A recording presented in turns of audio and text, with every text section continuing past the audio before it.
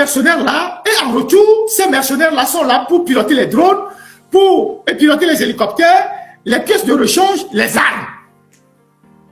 Mais dans un pays normal, est-ce que vous trouvez que c'est une bonne démarche que le chef de l'État d'un pays décide, lui seul, de céder un bien qui appartient à toute la nation à des mercenaires sans informer la République, sans informer l'Assemblée nationale, sans informer les députés, sans informer le Conseil des ministres? Il n'y a eu aucune communication autour de cette histoire-là. Ce sont ces groupes de Turcs-là que vous voyez, ils font partie d'un groupe de sécurité privée qu'on appelle CISIS.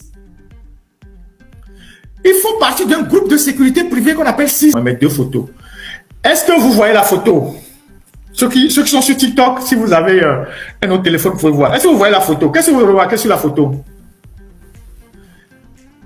Ceux qui sont sur TikTok, je suis désolé, mais vous pouvez le voir après.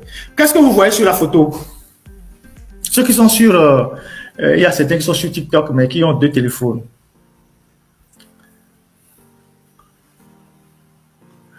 Qu'est-ce que vous voyez sur la photo encerclée? Vous voyez des blancs, non? Vous voyez que c'est des blancs, non?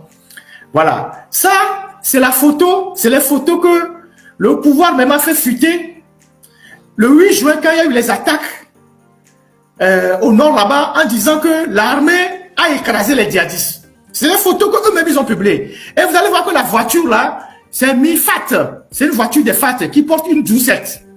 Cette Jeep des FAT là, elle porte une 12-7. Elle est surplantée d'une 12-7. Ça, c'est la photo qu'eux-mêmes, ils ont fait circuler partout pour dire qu'ils ont écrasé les djihadistes. Alors, qui sont ces blancs qui sont aux côtés des forces armées togolaises sur le champ des opérations, sur le théâtre des opérations? Qui sont ces blancs? C'est vrai que c'est des blancs, vous pouvez passer les autres photos, c'est des blancs. On a pris soin de les encercler pour que les gens voient qui sont ces blancs.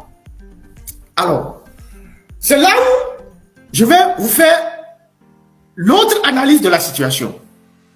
Voilà, vous avez vu FAT et vous avez vu les blancs qui sont en train de se concerter. Voilà.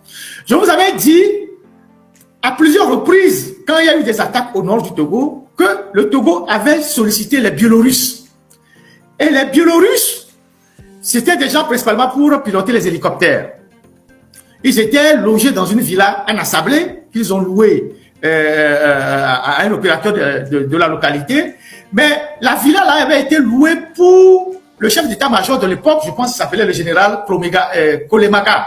Voilà. Le général Kolemaga, je ne sais pas s'il était général à l'époque ou bien il était colonel, c'est lui qui était dans cette villa-là que la présidence avait louée. Et un matin, on est venu, on a chassé ce général-là ou ce colonel-là de façon comme un malpropre et on a amené les Biélorusses, on les a logés là-bas. J'ai même la photo de cette villa-là avec les Biélorusses. Ils étaient dans la villa là-bas. Non, gardez la photo des militaires, s'il vous plaît. Donc, ils étaient là-bas et c'est eux qui servaient de conseillers pour les Togolais, les militaires togolais, mais c'est eux qui pilotaient aussi les hélicos. Mais c'est des gens qui étaient très alcooliques. C'est eux qui pilotaient les MiG. Ils étaient en conflit permanent avec les Togolais, ils ne parlaient pas français, ils étaient tellement alcooliques.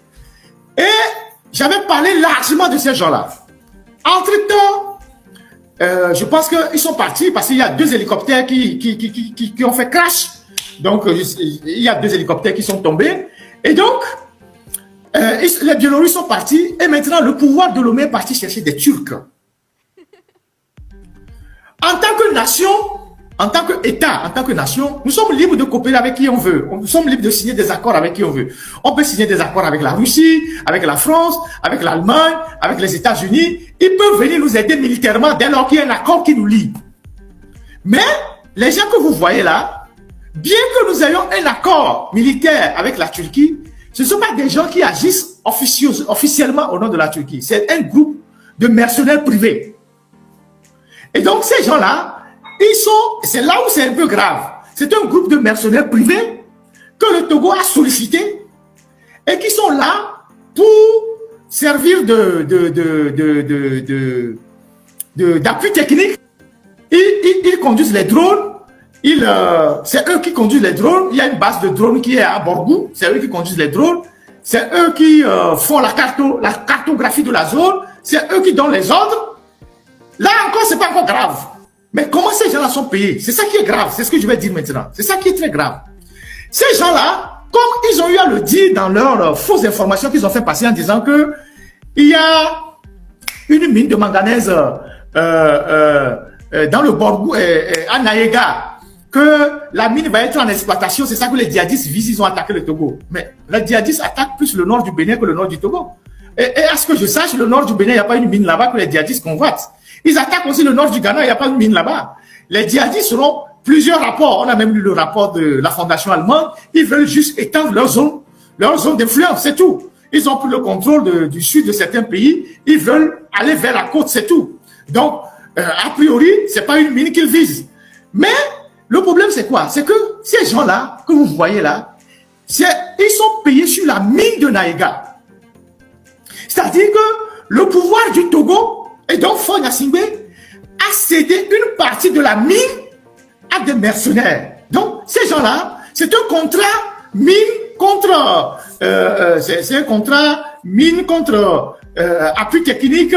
Je ne sais pas comment dire ça. C'est une session mine contre drone, droneur, hélicoptère, pièces de rechange.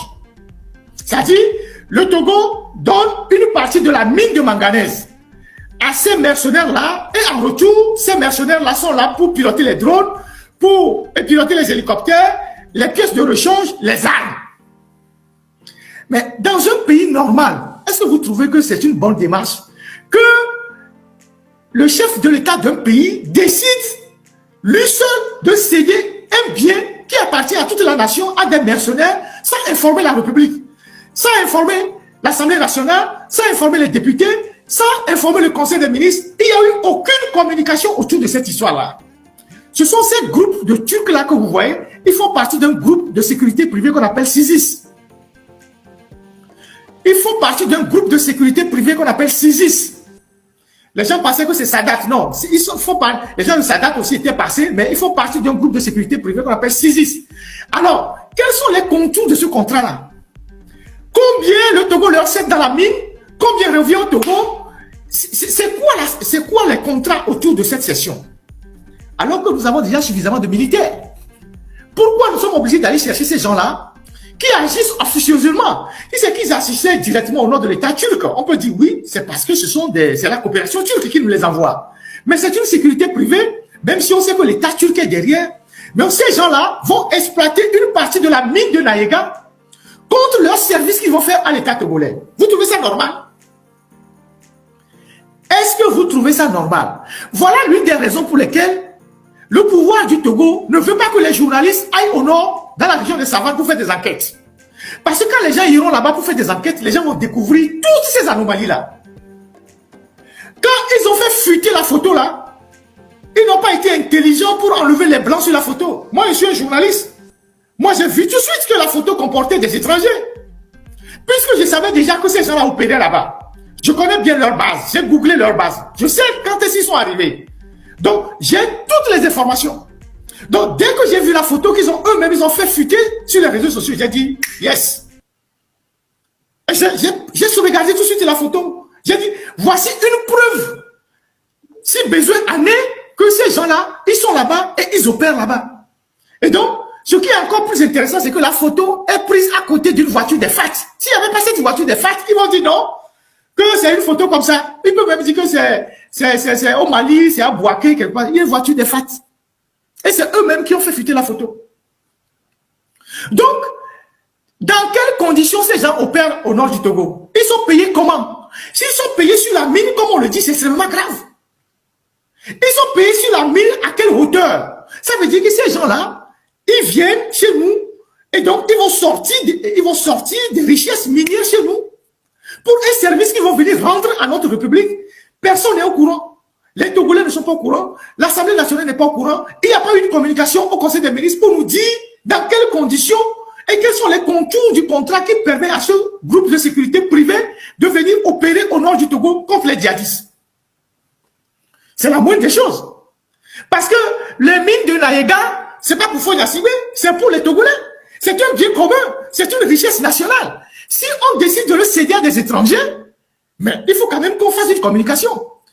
Et ce qui est en train de se passer là, ça ne vous ressemble pas quelque chose? Les Israéliens qui gèrent les phosphates, ils rendent compte à qui? Quel est le service que les Israéliens font à Faure Gnassingbé et il leur a donné la concession de la gestion des phosphates? C'est le même schéma. C'est le même schéma. Donc, l'opacité qui entoure cette session de la mine de Naïga à ce groupe de sécurité privé turc contre une assistance technique de drones, d'hélicoptères, nous sommes en droit, en tant que citoyens, de nous questionner sur les tenants et les aboutissants de ce contrat-là. C'est notre devoir le plus absolu. Donc, le dire, eh bien, ce n'est pas heurter Faure Gnassingbé, ce n'est pas lui manquer de respect, c'est de lui demander de nous rendre compte de la gestion qu'il fait de notre pays. Dans cette localité-là, il y a des pauvres là-bas. D'ailleurs, cette zone est une zone de pâturage. C'est l'unique zone de pâturage, c'est un couloir de pâturage qui va jusqu'au Bénin. Avant, c'était un Nomas Land. Et on a déplacé certaines personnes pour les loger là-bas quand on faisait le barrage de Dalok à Daparon. Donc, c'est une zone où il y a un fleuve qui va jusque dans l'Oti. C'est une grande zone de pâturage. Maintenant qu'on a cédé tout ça à un groupe de sécurité privée, on est en train d'empêcher on n'a pas indemnisé les gens, on a pris les terres des gens, on ne les a pas indemnisés, et on est en train de déplacer les gens. Comment les gens vont survivre? Alors que les gens qui sont dans cette zone-là, ils vivent de la production du charbon de bois et de la production du néré. Donc, il y a des dégâts environnementaux qui s'annoncent, il y a la pollution de l'eau qui s'annonce, il y a énormément de dégâts qui s'annoncent. Donc, on ne peut pas vivre dans un pays et avoir un dirigeant qui vend les biens du pays aux étrangers en toute opacité, on va se taire. Donc, quand je dénonce les Français qui mettent la main sur nos richesses, je dénonce les Allemands, je dénonce les Chinois, je dénonce, je ne sais pas qui, les Américains, je dénonce aussi les Turcs. Tous ceux qui s'entendent pour venir piller notre pays, moi je les dénonce. Je ne fais pas de différence. Même si vous êtes des Africains, vous venez voler chez nous, je vous dénonce. Donc voilà les Turcs qui vont bientôt exploiter cette mine-là. On leur a déjà concédé la mine et donc on nous dit de ne pas en parler. On nous dit de ne pas en parler. Donc voilà une preuve palpable que j'ai voulu vous montrer sur leurs propres images qu'ils ont diffusées. Et donc ce sont ces gens-là qui viennent écrire sur les réseaux sociaux que Ferdinand serait un agent de la DGSE et que Ferdinand est lié aux attaques au nord du Togo. Quand on attaque, les djihadistes attaquent le Bénin, je suis là-bas. Quand ils attaquent le Ghana, je suis là-bas. J'espère que vous êtes suffisamment intelligent pour trouver d'autres choses à écrire sur nous que d'écrire les conneries comme ça. Voilà ce que j'ai voulu partager avec vous pour rappeler aux uns aux autres que ce n'est pas d'aujourd'hui que nous, on dénonce la même mise de certaines puissances sur les richesses du Togo. Ce n'est pas d'aujourd'hui qu'on dénonce le financement de la campagne des Français. J'avais dénoncé plein. J'ai même dit comment est-ce qu'on amenait l'argent en France ici pour donner à Chirac. J'ai dit ça plusieurs fois. J'ai donné le mode opératoire. Comment ça s'est passé? Ceux qui ont amené l'argent. Vous voulez que je me lève chaque matin, que je crie, oui, je suis contre la France dans la rue? Il y a ceux qui peuvent faire ça. Moi, je suis un journaliste. Je suis un journaliste. Donc, voilà ce que j'ai voulu dire à ceux qui se lèvent et racontent tout et n'importe quoi. Ce que moi j'ai fait là, ils n'ont même pas fait un dixième. Ils n'ont pas fait un dixième. Je suis même parmi les plaignants contre Bolloré. Vous n'êtes pas courageux pour faire ça, hein?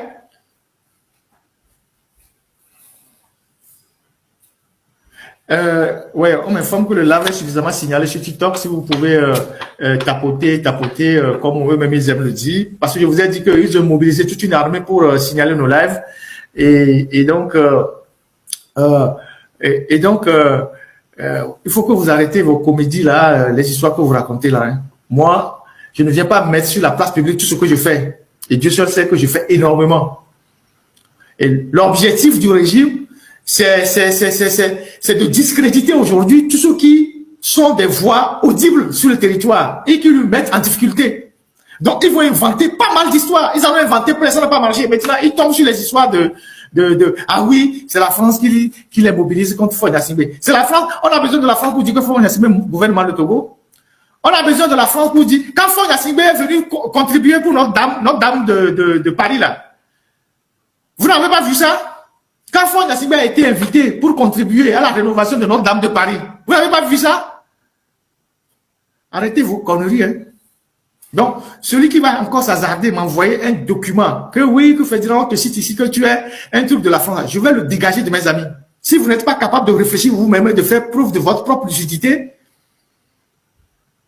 nous sommes allés à l'ère où la désinformation, c'est comme une drogue. On invente des histoires pas possibles. Et comme si vous n'êtes pas lucide, vous allez tomber dedans facilement. Si vous n'avez pas pu m'acheter, ce n'est pas faute d'avoir tenté. C'est vous qui distribuez de l'argent aux opposants, qui donnez de l'argent au chef d'État de la région. Si vous n'avez pas pu acheter un petit bout d'homme comme moi, Ferdinand, c'est la France qui va m'acheter.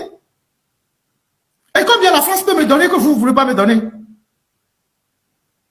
Si je vous demande tout à l'heure 100 millions pour me taire, vous allez donner ça?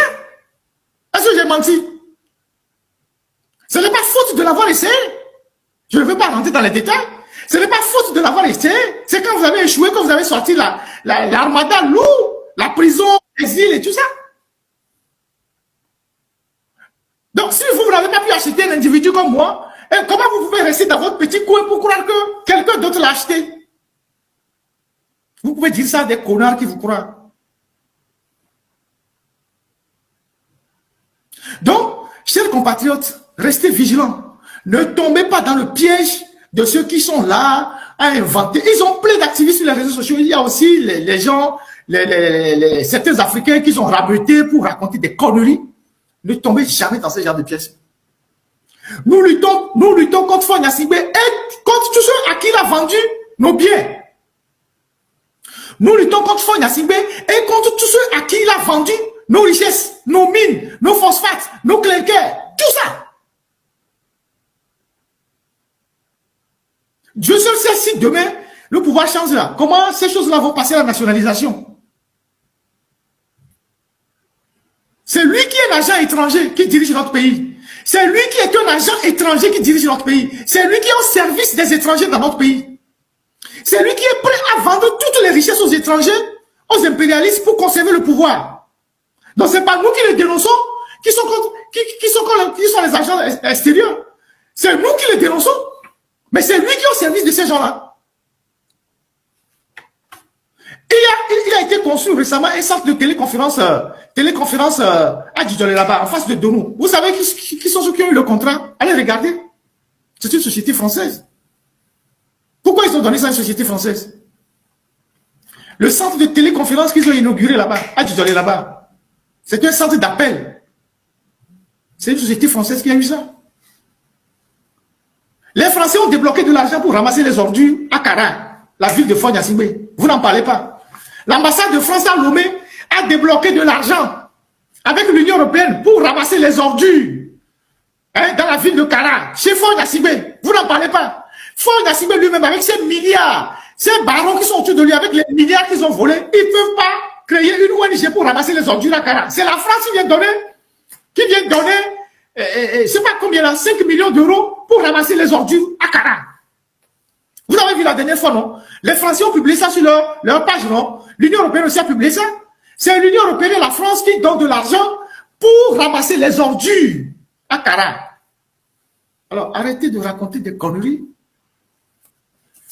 Celui qui incarne les intérêts de la France, là, il est au palais à Lomé là-bas. Occupez-vous de lui.